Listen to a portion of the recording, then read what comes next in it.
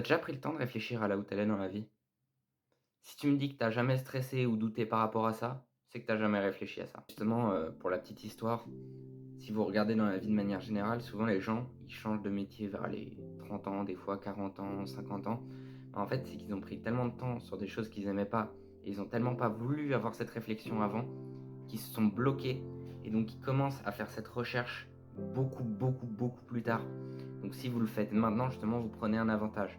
C'est pour ça que je vous recommande de regarder et d'utiliser les techniques que je vais parler dans cette vidéo. On va prendre un exemple concret. Par exemple, prenons votre vie. On va dire que vous voulez avoir un métier qui vous plaît. Et ce métier, vous avez deux moyens. Soit vous isolez pendant plusieurs heures, vous essayez de trouver.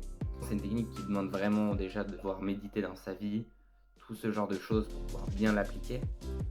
Ou soit vous essayez de faire des choses et vous regardez ce que vous aimez pas.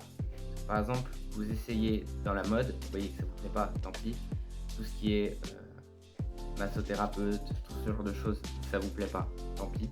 En éliminant, on va dire, des blocs, parce que par exemple, quand vous travaillez dans la mode et ce genre de choses, vous allez pouvoir lier plein de métiers qui font cette tâche que vous avez trouvé que vous n'aimiez pas.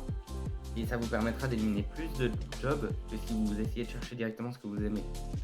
On va dire que vous avez réussi à éliminer 5 jobs. Mais en fait, ça vous fera 5 fois moins de temps perdu sur des jobs que vous aimez pas. Donc c'est super important et c'est super pratique aussi. J'espère en tout cas que mes conseils ont pu t'aider. C'était Luc et n'hésite pas à t'abonner si ça te plaît. Ciao.